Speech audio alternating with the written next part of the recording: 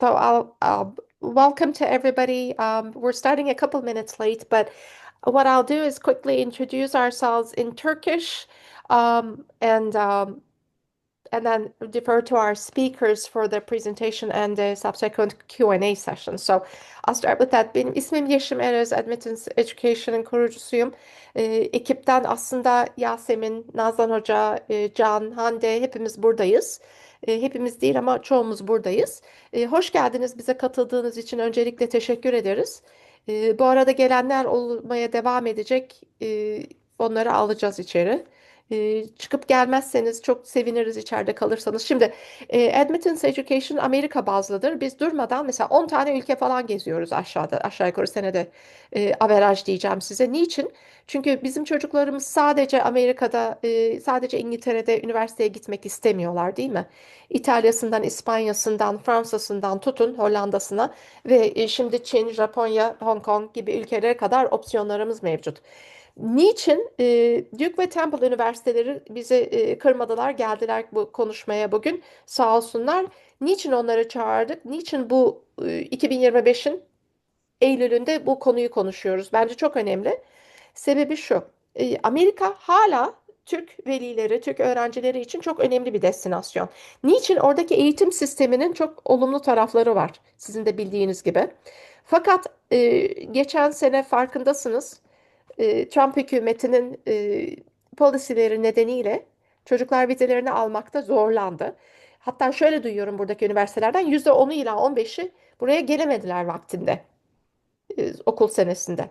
Onun için birçok öğrencimizin, ailemizin hedefleri biraz değişti, globalleşti. Şimdi Amerikan eğitiminin hala bazı avantajları var. Onları anlamamız lazım. Çünkü bunları Amerika dışında bulmamız da mümkün. E, Bu kurumlar aslında reprezente ettikleri, sembolize ettikleri şey bu. Bugün açılacak detaylı konuşacağımız konu bu. Eğer Avrupa'da nerede var, başka nerede var bu tarzda eğitimi nerede bulabilirim diye sormak istiyorsanız, merak ediyorsanız Hande Hoca size telefonumuzu ve erişim bilgilerimizi paylaşacak. I'd like to now turn it over to our speakers who will introduce themselves. And I think Russell Davis will go first, representing Duke Kunshan University. So, Russell, over to you, please. Thank you. Well, thank you so much, and really appreciate the opportunity to share what I call the changing landscape of global education. You've got a couple of great universities here to learn about that are U.S. universities who have campuses overseas and in specifically Asia. And we're just the tip of the iceberg. There are a lot of great universities out there now that are providing students with an amazing opportunity to have a truly international education experience, be prepared for global careers.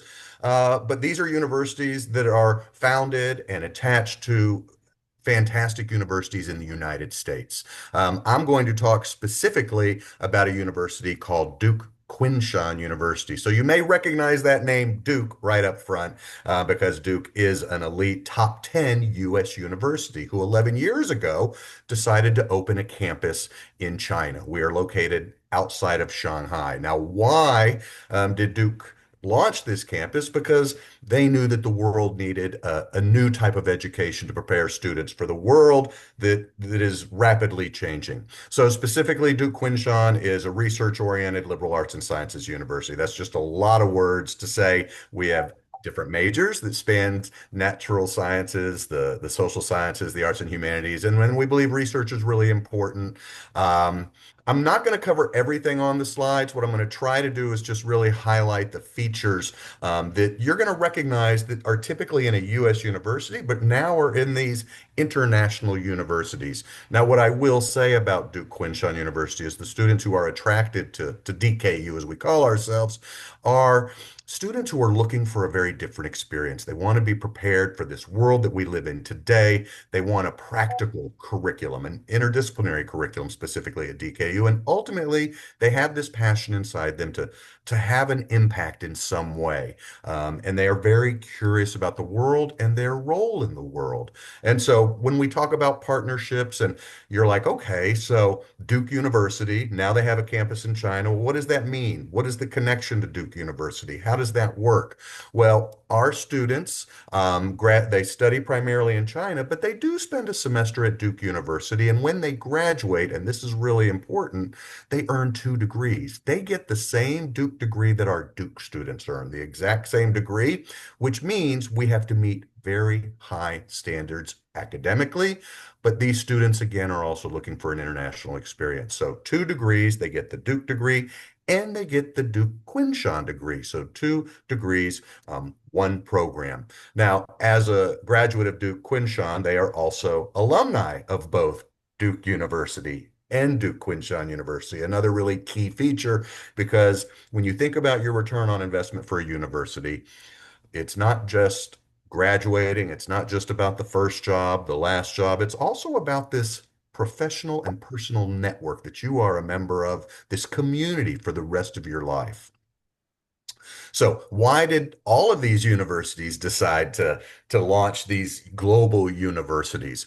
Because the world has been changing so rapidly that we needed universities that could adapt to that and prepare students. And for us, learning why people think the way they do, behave the way they do, means learning from each other. And at DKU, there's over 70 countries represented at any given time. And at the core of that learning experience is coming in, sharing your background and culture, but also being eager to learn from your classmates so that you have a better understanding of why people behave the way they do, think the way they do, and ultimately are prepared to be impactful global citizens.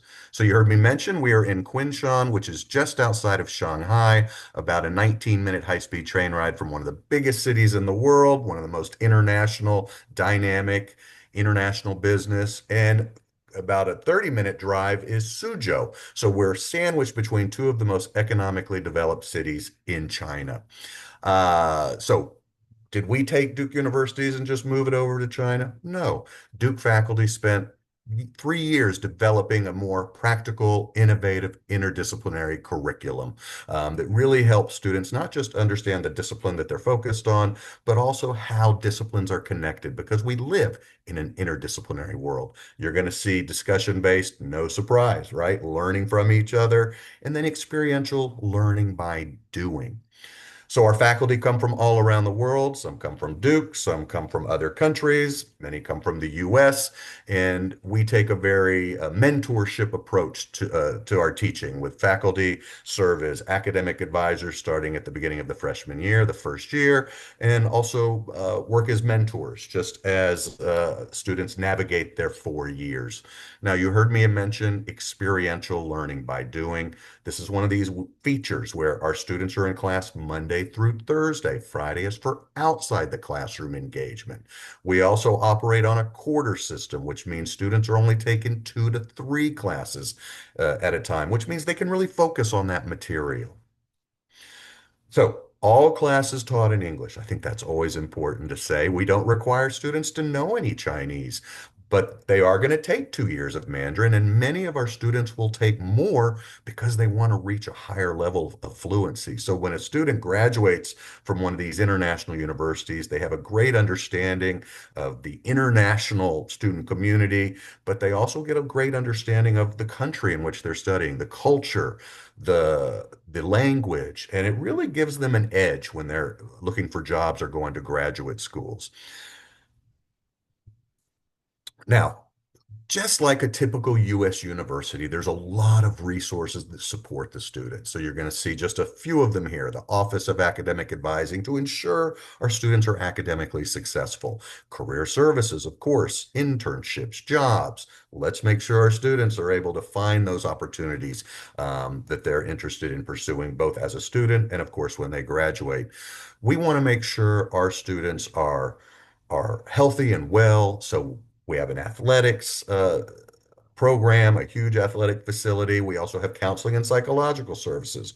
So emotional well-being, physical well-being, we have resources to make sure the students are set up for success. Residence life is just another one of those offices that provides lots of opportunities for students to just have fun, get involved in the community. I think that's one of the really great things about these international universities is they're not just living and studying on campus, but they're connected to the broader community. So we have offices that make sure that our students can feel like they're also a member of the Kunshan community where we're located.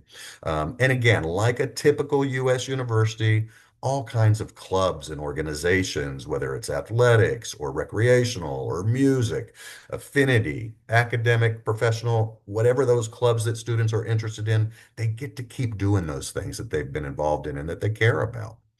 So what is it like to be a student? So here's just some photos.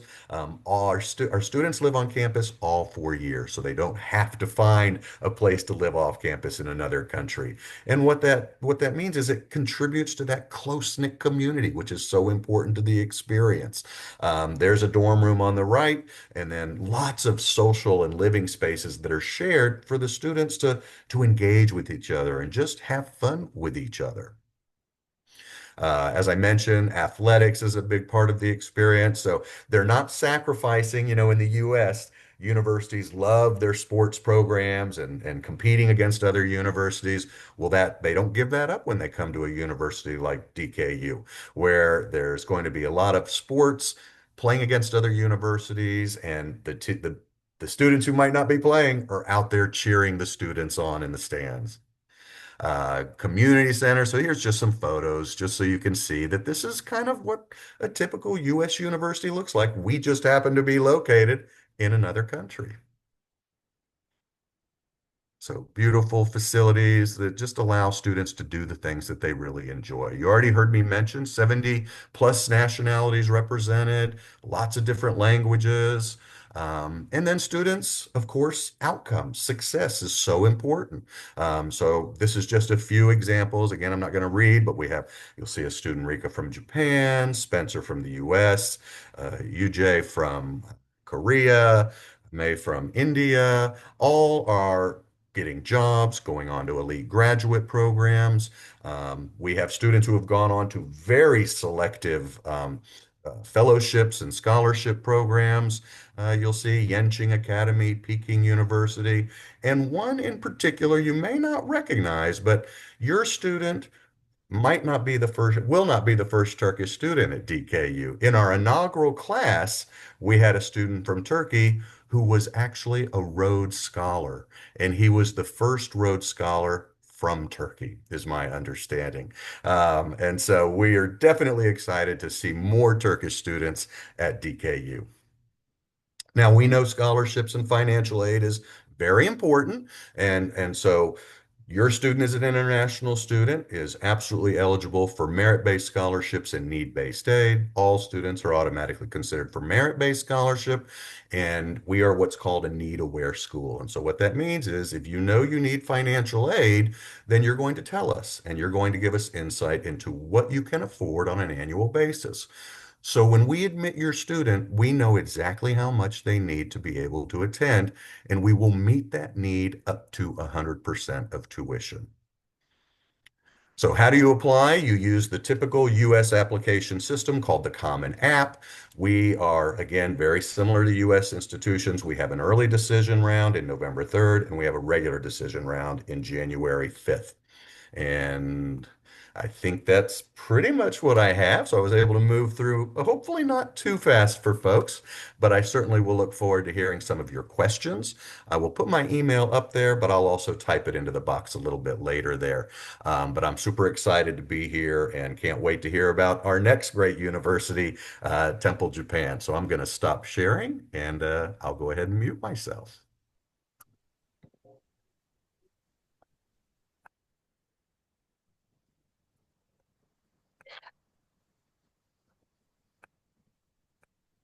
Yes. Yasim, should I start or will Yeah. you? No, this is Okay, yes, perfect. Thank you. That's great. Thank you. yes. Yes.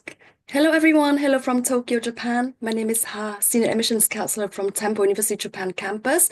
What an amazing opportunity the Kunshan has to offer, and I'm here to present another similar uh, experience of earning American degree in Asia, but this time it's in Japan. Yes, so Temple University Japan campus, TUJ for short. Yes, if you don't know yet, TUJ is the international branch campus of Temple University main campus in the US.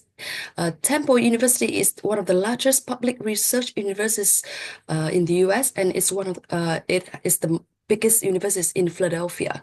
Yes. So what does it mean? TUJ, you can at TUJ, you can earn exactly the same American degree, the same Temple degree, but in Japan with us.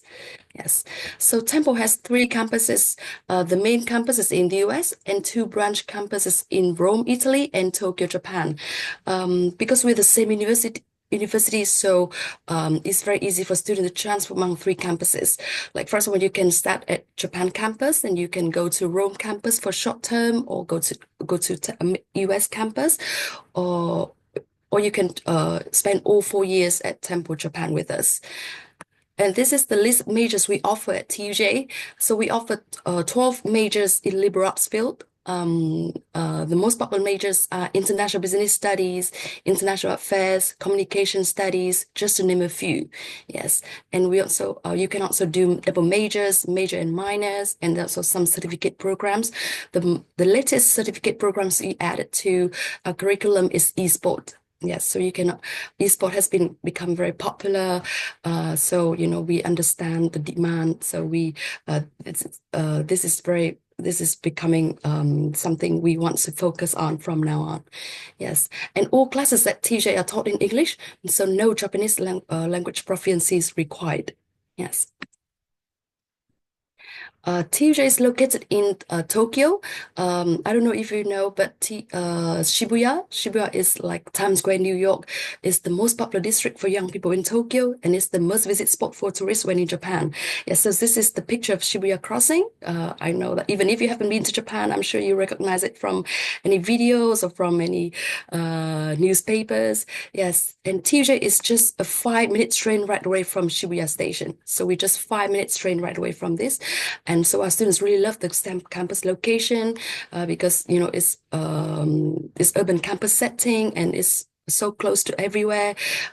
It takes you just a few minutes train ride to most of the major spots in Tokyo. Yes. Yeah, so this is the picture of our campus. We moved to this new campus in 2019. Yes, and this is some of the pictures of our buildings. Yes. We have some swimming pools, some sport facilities. Yes, and we also, because we're expanding, our student population double in the last 2 or 3 years. So we are building more facilities. Yes, which includes the fitness center, yoga and dance studio, science lab, and etc. And a very exciting news to share that just earlier this year in January, we opened a new campus in Kyoto.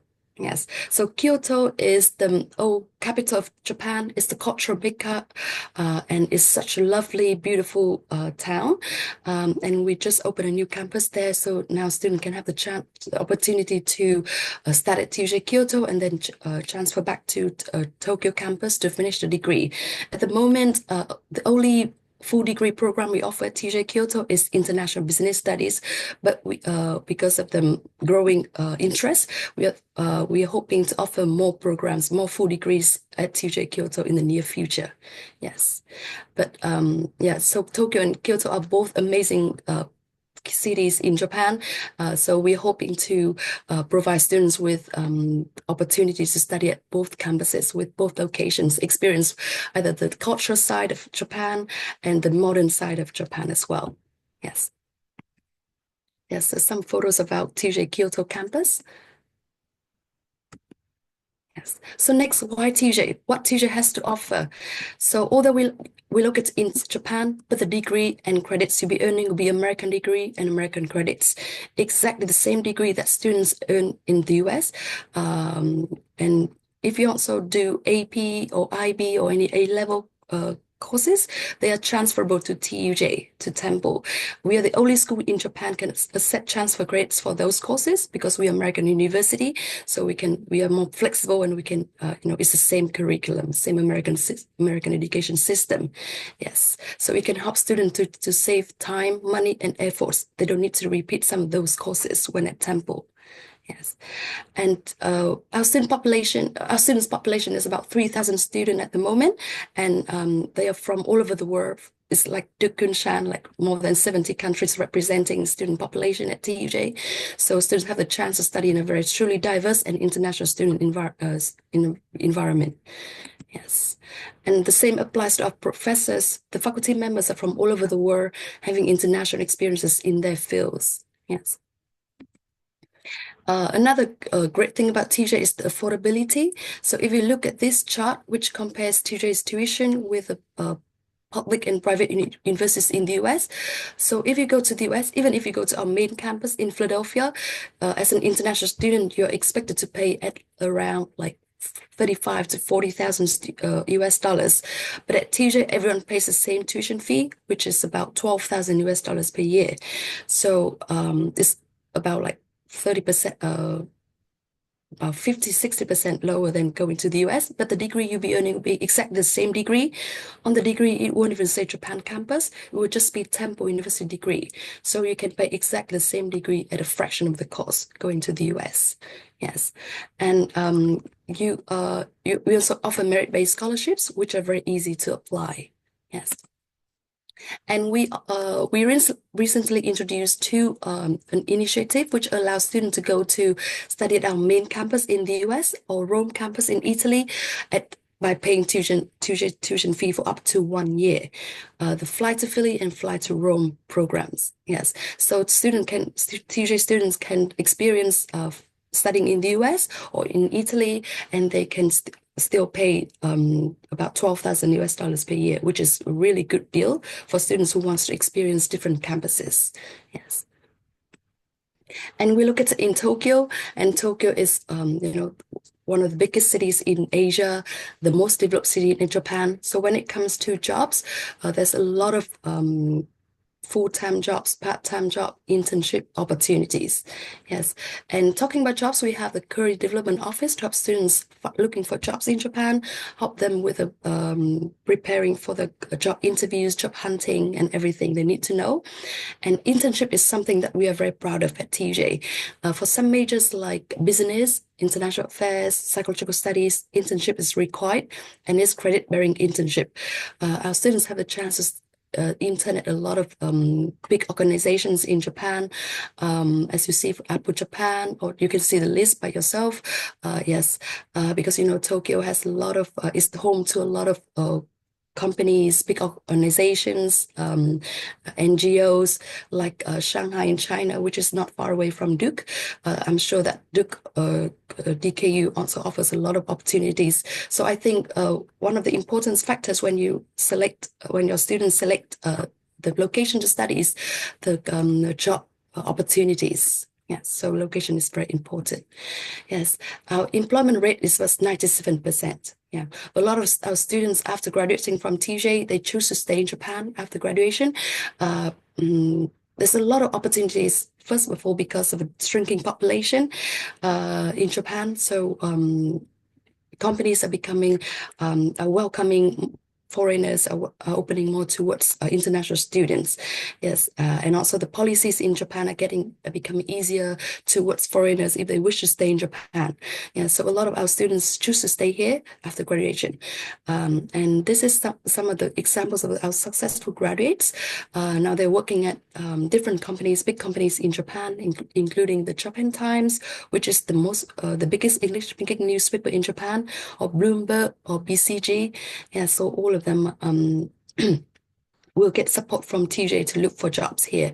And even if they go back to the US or back to their home countries, our career office will support them to find jobs. Yes, and this is another successful graduate from the US, and she's now working at Amazon Japan. Yes, and even if they are not interested in working in Japan after graduation, I believe that wherever they are, go back to their home countries or going to another country with the American degree or with international experience of living in Asia, in Japan, and with the ability to speak different languages. Those are the qualities that employers are looking for from potential employees. Yes. How to apply to TUJ? Yes, so similar to DKU, we also on Common App. This is the QR code that leads to our how to apply to our campus, and we also have different deadlines. Yes, and if you would like to know more information about us, this is the QR code leads you to our main website for the undergrad program, and also you can follow us on our social media to see how the student life in Japan, how it is studying here in Tokyo, in Kyoto. Yes. And yes, again, thank you so much for the opportunity to present today. We truly believe in international education and the opportunity because there's so many opportunities right now, not just in Asia, not just in the US, but everywhere, or even back in Turkey. I believe that studying abroad is a life-changing experience. Even just going for short term, 1 or 2 semester will be very eye-opening experience for you. Yes, and thank you so much. If you have any further questions, I'll be happy to help in the Q&A session. Thank you. Thank you both. That was very comprehensive and fun. And I see we have a lot of students, pa parents in the room, and already I see some really good questions coming. And I saw that Russell replied to one, but perhaps Hal wants to reply to on the same question on support and career services. And I think she did touch upon it, but can you comment a little bit on international students finding jobs locally in Japan as well? Like if you know of any ratios or anything like that. Because this is really difficult in the US right now, by the way. So Yes, so as mentioned, so our employment rate is 97%. yeah. And I believe that about 60 to 70% of our international students choose to stay in Japan after graduation. Yes, yes, because there's a lot of opportunities in Japan. Yeah, and also, as I mentioned, the policies are becoming easier for foreigners to stay in Japan as well. Thank you. Shall we go to another question?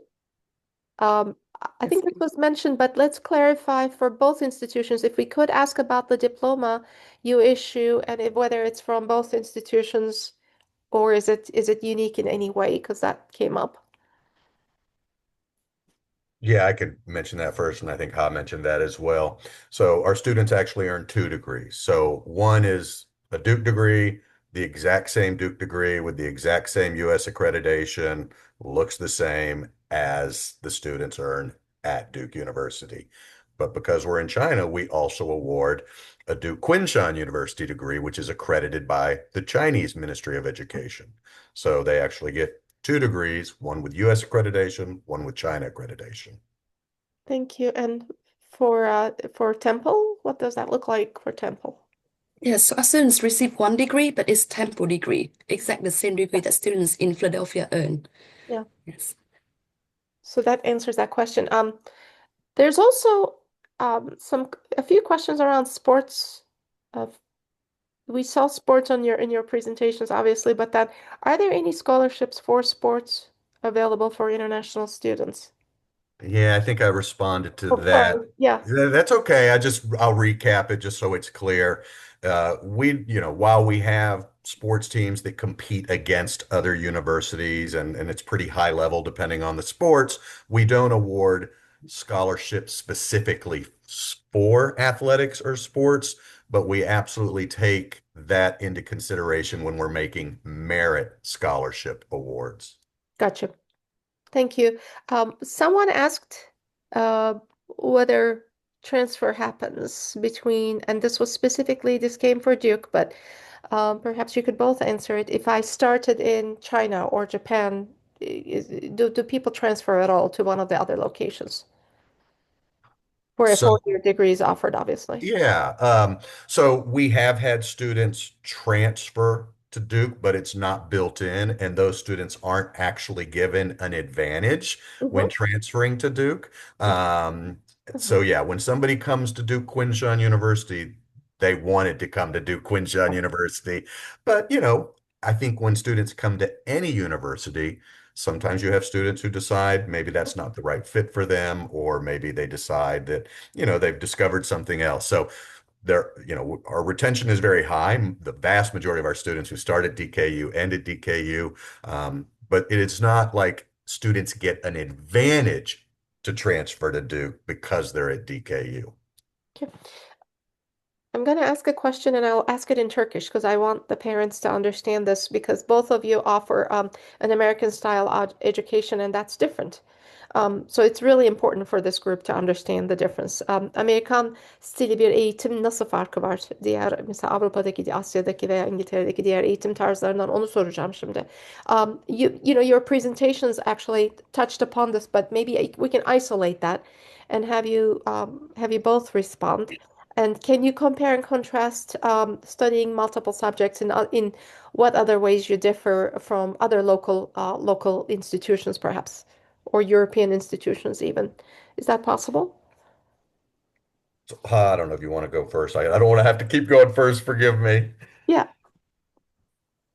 Yes, so I think TJ and DKU is very similar in the sense that we offer American education another location rather than the US. So it's kind of fusion experience. So you get all the American style education, but at the same time, of course, there are some some local touch about it. So what we offer is that the lower tuition fee compared going to the US, but everything about the curriculum, the professor, the support, everything is American style. So compared to local, and also we are liberal arts school, Mhm, liberal art college in Japan. So it's a type of education that emphasizes broad and undergraduate education in the liberal arts and sciences, rather than focusing narrowly on professional or technical training. So that's something which differentiates with us from other local universities in Japan or universities in UK or in Europe, because it's it provides students with more broad knowledge before going into the majors. So it's more mhm, flexible. Yes, they will have to, they will, students will study a wide range of subjects first before specializing in a major. And also classes tend to be a small size, encouraging discussion and also emphasize on critical thinking and communications. Yes, I think that's key features of what set us different from local universities and also maybe universities in Europe. mhm. Thank you. Yeah, very, very similar. In China, universities are very disciplinary focused. I mean, if you're the School of Economics, the School of Forestry, the School of Medicine. So when you go to a university in China, they have a small pool of faculty who are able to teach all of the classes Mhm, because it's such a narrow focus. Just like Ha mentioned, we are a liberal arts and sciences university, which means we have majors that span a lot of different areas. In fact, we want our students to come in and explore these different areas, which is why students don't declare their major till the end of their second year. So mhm, they have a chance to really dive into those, various areas, even change their mind once or twice, because most students aren't 100% sure what they want to do. mhm, And even if they think they know what they want to do, the nature of a liberal arts education allows them to explore other areas and discover different talents and interests that they have.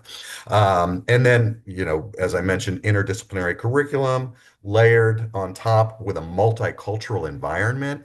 The students who study in these environments really understand the importance of perspective and how perspective and looking at problems through different lenses from different angles, whether it's a cultural angle or it's a disciplinary angle. It gives these students who go to these types of programs very elite critical thinking and problem solving skills. mhm. Do you mind if I add something in Turkish too? Because Please. that was a good explanation. Thank you both. But I just want to make sure that this point is understood. Şimdi neler olduğunu söylüyorlar. Küçük sınıflar daha geniş bir spektrum, genel bakış açısı. Ama bunun bir de faydaları var hayatta bize. Mesela 10 yıl sonra hangi mesleklerin değişip de öne çıkmış olacağını şu anda tahmin etmemiz imkansız. Geçen bir iki sene içinde AI sayesinde ne kadar değişti? Şimdiki kariyerler ve nelere bakıyoruz. Mesela 5 sene önce Admittance'da çalışan öğrencilerle bugün çalışan öğrencilerin hedefledikleri meslekler farklı. Şimdi 10 yıl sonra bizim çocuklarımız için nelerin önemli olacağını bilemediğimiz için aslında bu şekilde daha geniş bir eğitim bize büyük bir öncelik sağlayacak. Bu bir. İkincisi, oturup da hani benim böyle bu konuda bir webinirim vardı. Hatta tekrar da yapılabilir. İleride ne kadar ileri götürüyor bizi hayatta bu geniş spektrumda eğitim? Maaşlara bakarak ölçmek doğru mu bilmiyorum ama öyle ölçtüğümüzde kesinlikle ön plana çıktığını görüyoruz bu öğrencilerin. Yani klasik tarzda belli bir konuda eğitilmiş insandan öne çıkıyorlar. Çünkü management material olabiliyorlar. Critical thinking ve karar vermeyi ve insan idare etmeyi öğreniyorlar dünya görüşü edinerek. Onun için bunlar çok çok önemli. Türkiye'de ben bunun yeteri kadar anlaşıldığını öğrencilerimiz ve velilerimiz ve ailelerimiz açısından düşünmüyorum hiçbir okulumuzda. Onun için onu Türkçe söylemek istedim ki mutlaka duyun. Özür dilerim. Sorry, I just get on this liberal arts bandwagon, and I think they really need to understand what it means for the kids in the future because we can't predict careers 10 years from now. And this is the way to prepare, actually. It's not a very classical education. So I made a big point out of it, and I can show them data in another webinar why these kids who are educated under liberal arts actually perform better long term, and it's been measured. Yeah, and I'll add a point to that. I worked at Duke for 11 years in their business school, and so I worked in admissions. And when students graduate from a program like Temple Japan or Duke Kunshan University, and you're an admissions officer in a graduate program, or you're an employer, Mhm, and you see a student, you see their resume, and you see that they went to Japan or China to study, they are immediately going to be intrigued. Like, why on earth did you make that decision? And that's where the student gets to say, I made that decision because I am curious about the world around me. I wanted to understand my role in the world. mhm, They understand why they made that choice and they get to talk about it. And then they get to talk about the specific skills they developed as a result of being in that international environment. mhm, And then they get to seal the deal with, and here's the value I bring to you as a result of it.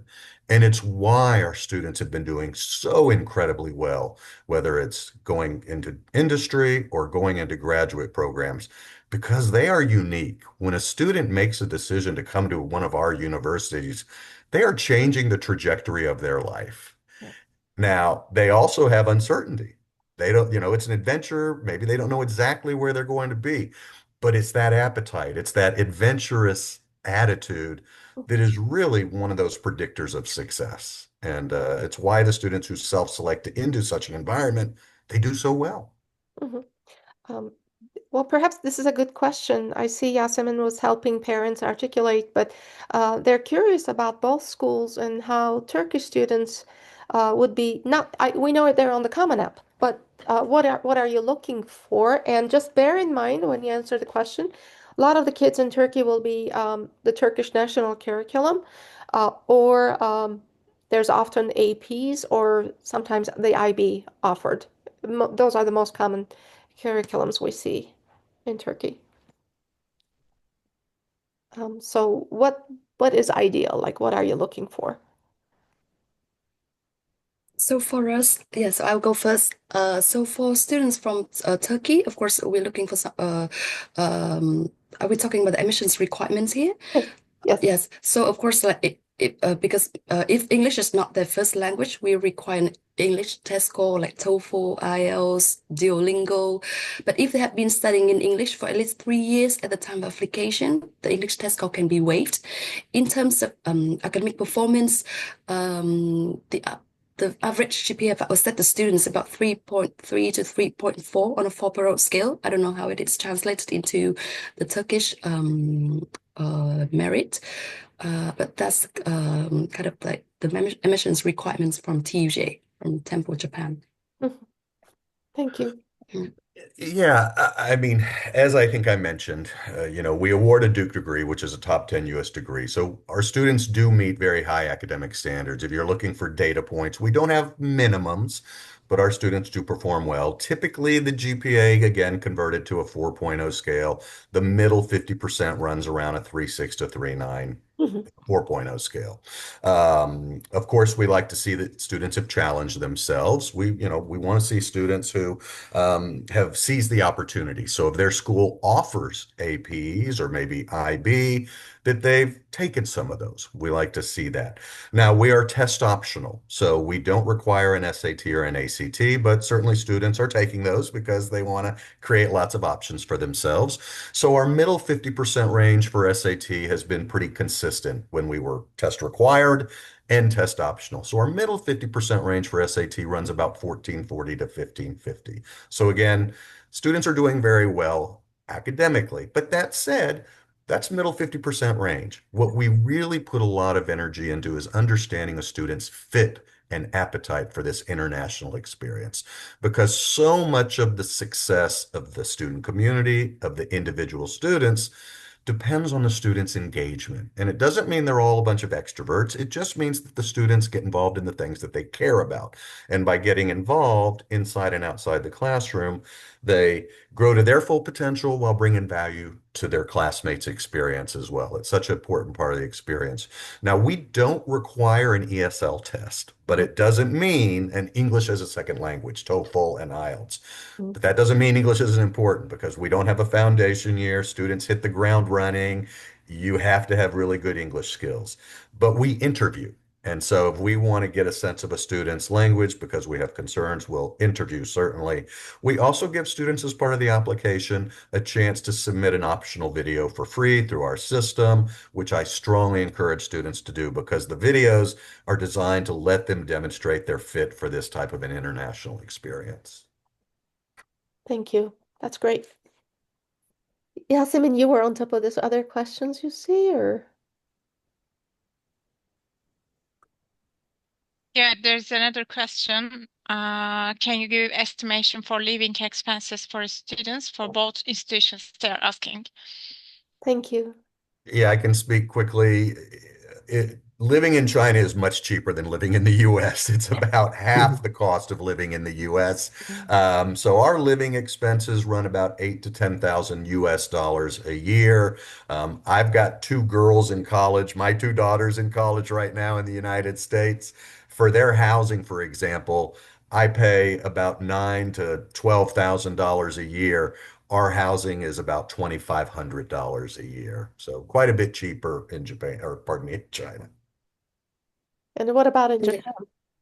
Yes, so of course, Japan living costs in Japan are so much cheaper than the US, and so thanks to the weak Japanese yen, so things in Japan are getting cheaper for foreigners. So besides the 12,000 US dollars tuition fee that I mentioned, the living cost would be about $10,000 per year. Mhm. Yeah, about 10. So in total, we're looking at about 20 to 25,000 US dollars. You realize for Turkey, the Netherlands had been historically a good option because it's relatively affordable, and what you're quoting is even lower than that. So it's good to be open-minded and look at any different options at this stage for sure. I'm sure Absolutely. everybody is as excited as I am. I hope. Anybody who would like to let themselves off mute and ask questions, please go ahead.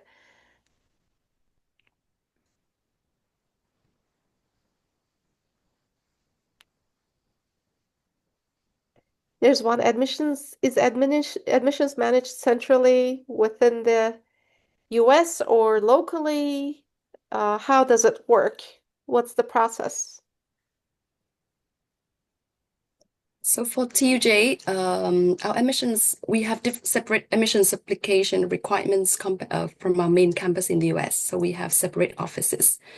Yes, Yeah, same, completely independent admissions office that I run for Kunshan University, separate from Duke's, which is obviously in Durham in the Uh-huh. US.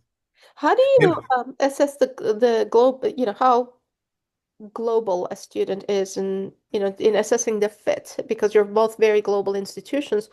do you always interview? Like, how does that work? We don't interview everybody, and you don't need an interview to be admitted. Okay. But it's a great question, right? Because we have a lot of students who come from countries they've never been outside their borders. Right. They've never maybe even left their city. But there's a curiosity Hmm. that they are able to reflect. There's a spirit of adventure that they're able to reflect.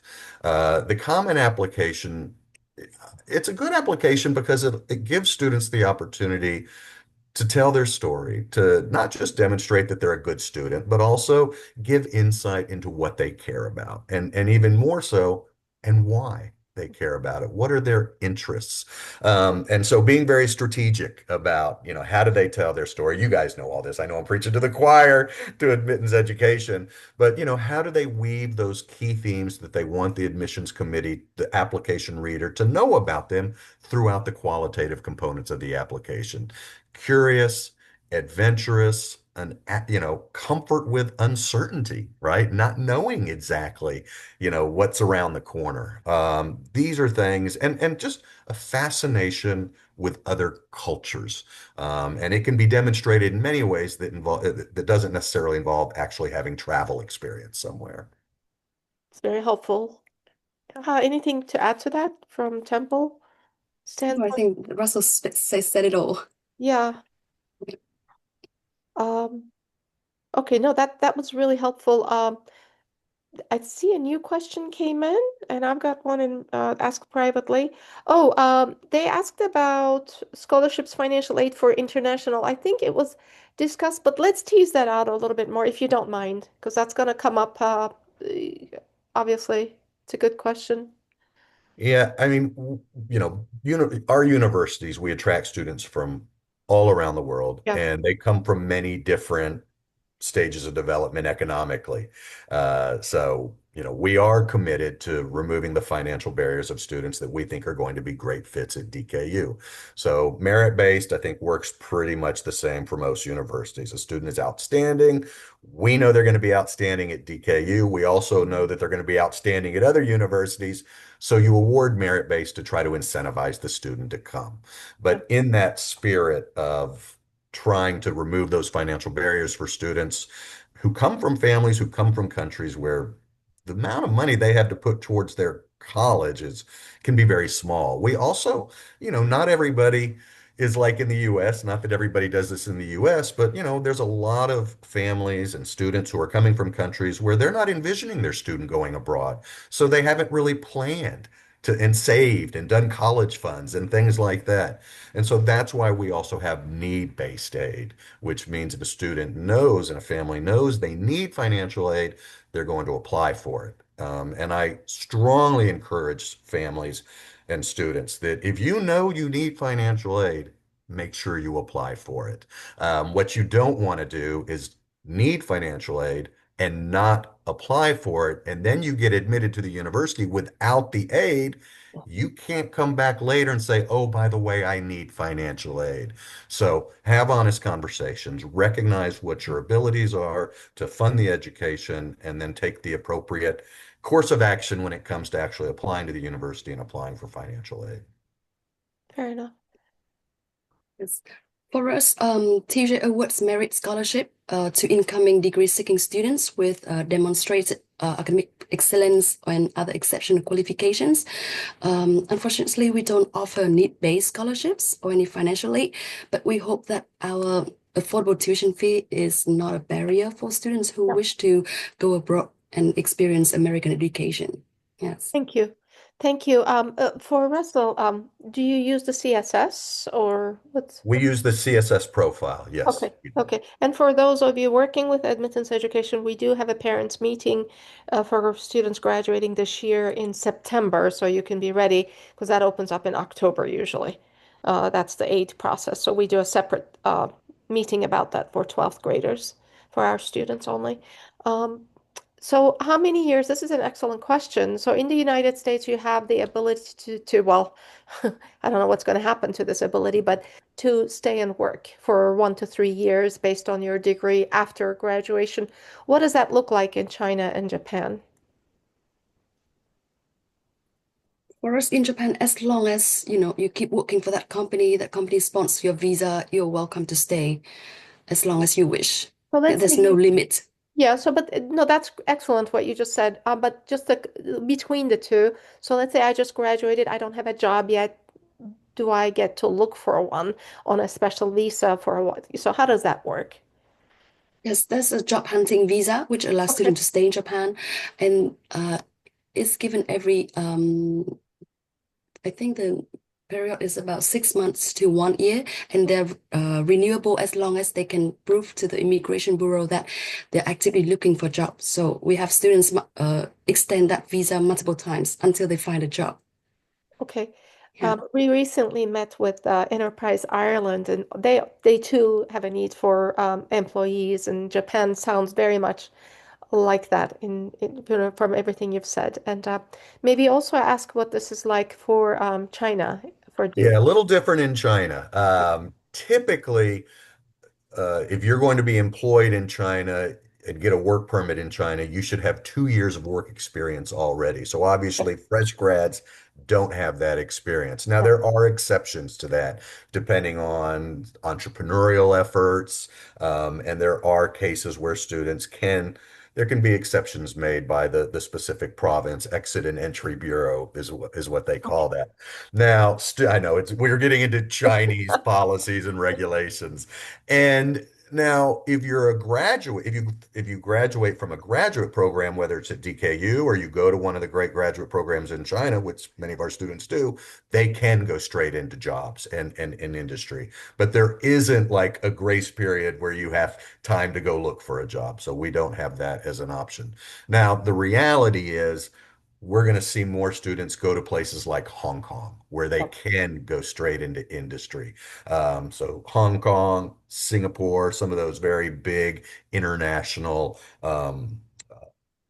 markets that really value having that understanding of China market, culture, and language is really appreciated. Thank you. Thank you. There's a question on a particular sport, water polo. Is that a sport you have at any level on your campus? One of the It, parents wants it to would, I mean, we have a beautiful pool on campus in the athletic facility. I think the water polo team would be probably considered more intramural level, maybe compete against other, colleges, but probably not at the elite level that, if somebody's got elite national background in Turkey, I don't know if we'd be able to meet that quality. Is there water polo at Temple? Is Yes, no, okay. unfortunately, no. Okay. Okay. Okay. How big is the student body overall, they've asked? Yeah, I heard 3,000 students at Yes, Temple, Japan, Yes. and about yes. 2,200 students at 2,200. DKU, Okay. undergrad, Yeah. undergrad. No, it's a great size. Yeah. Those are some really good questions. You mentioned something, you mentioned research earlier on in the presentations. Can we tease that out a tiny bit? Because this is something, I'll just speak from the US standpoint. Well, you're both familiar with your institutions, but we're struggling with that. You know, potentially being reduced in the United States right now. And we see a lot of researchers and funding and companies going to look at other countries in the world. What does that look like for you? Because I know it's an important part of education at both institutions. Yeah, I think we both mentioned research Yeah. institutes, right? So research is a Yeah. very important part of the faculty experience, but it's also important, and I mentioned this, of the student experience. And we don't have a PhD program, which means our students are leveraged by the faculty. And we have a very high percentage compared to a US university of students actually getting involved in publishable, presenting at elite conferences, research. Upwards of 40% of our students are getting involved in research, whether it's with a faculty, with a research center, sometimes independent research. They'll get involved with research with Duke faculty because they go spend time at Duke and they really make the most of that. And again, it's part of that learning by doing experiential. I'll also add just one other note when you said kind of what's going on in the US versus what's going on. Yeah. You know, there's a lot of questions and concerns, I think, with China in particular about academic freedom, Mhm. right? Can students talk about the important issues and issues that might not be big public issues in China. Well, obviously, being a university, you want students to be able to talk about important topics and issues, and absolutely they can. Now, can they go off campus and protest? No, you are the guest of a country, right? And so you abide by the rules and regulations. But on campus, students can talk about those really important topics. And I had a faculty actually mention to me, it hadn't occurred to me, but in the US right now, some of these big important topics have become very divisive, and you cannot talk about them on No, a US campus. no. And that's the exact opposite of what's going on outside of the US. So in universities like Temple, Japan, and DKU, is there's actually more academic freedom. Yeah. Ironic, right? Because I know. years ago we wouldn't have seen this coming, and I had concerns about like Hong Kong, recently, but not anymore. No, we're Mhm. going all out, and all the parents are asking, and they're right. This is where the opportunity is for our students right now. Yeah, that's a very good point. Thank you, Russell. Thank you. Um, Let me just add one thing in Turkish, because if they want to actually do a PhD, it's really important to have that support from teaching staff and their experience with research, which you just described. E, Özellikle mesela akademiye girmek isteyen ya da işte ileri seviyede eğitimine devam etmek isteyen öğrenciler için araştırma çok önemli olacak ve hem birincisi bir azalma yok Amerika'nın aksine bu ülkelerde, bu kurumlarda. İkincisi bütün dikkat ve fokus e, undergraduate yani lisans popülasyonunda olduğu için lise sonrası eğitim, yani 4 senelik eğitimde bütün kaynaklar onlara harcanıyor ve araştırma yapıyorlar. Onun için mesela doktora yapacaksanız böyle bir ortamdan sizi kabul etmeleri çok daha kolaylaşacak. Çünkü bir araştırma yapmış oluyorsunuz. %40'ı araştırma yapıyormuş. Mesela Amerika'daki büyük kurumlarda bunu göremezsiniz. Yani yok bu kadar çok araştırma yapan, ancak liberal arts'ta olur. Ve fonları azalmadı. İkincisi, hocalarınız sizi destekleyecek çünkü sizi tanıyorlar. Çünkü 20 bin kişi yok okulda. 2.000-3.000 kişi var. Onun için öğrencileri tanıyorlar ve destekliyorlar. Onun için devam edecekseniz eğitiminize lisansüstü seviyede bu kurumlar aslında ideal.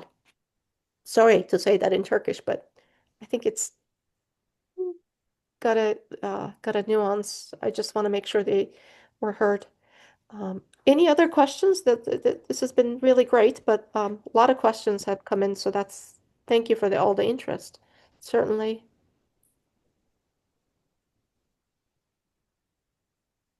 Okay.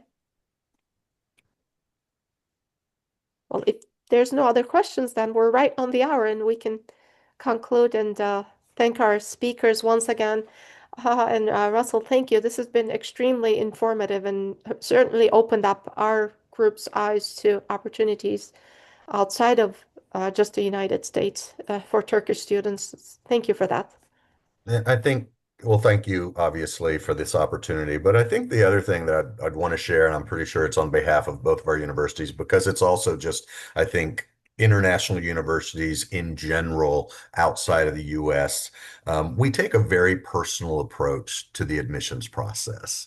I think that a lot of times when you think about a US university in the US, it's like a black box. You send an email off, you don't know if you're going to get a response. It's just, especially the big universities. But I think that we're so focused on getting the right students, and we're so focused on the student and the parents really understanding this opportunity and making sure that the fit is really there, that two-way fit, that we want to talk to the students. We want to talk to the parents to make sure that they get all their questions answered. So my point of saying all this is don't be bashful about reaching out. Contact us. Let us know if you're interested, if you have questions. If we give you lots of opportunities to connect with our students so you can hear what is it really like to be a student at one of these universities. So just don't be bashful. And for your students, boy, when they reach out to us, what a great predictor of success, right? Because they're not afraid to have a conversation with an admissions officer. So hopefully we'll be hearing from some of your students. Thank you. Yes, thank you so much for having me. Such a great opportunity to present to all of you today. And yes, I just want to second what Russell said. Just reach out to us. And if you happen to have the chance to be in China or in Japan, we welcome the visits for sure. Oh, we'd love to do that. And if you're in Turkey, please also we'll share with you the list of folks who attended today, obviously, but also admittance education. We have some offices, so we're always happy to welcome you to meet the parents. Okay, take care. Thank you. Bye-bye. Bye.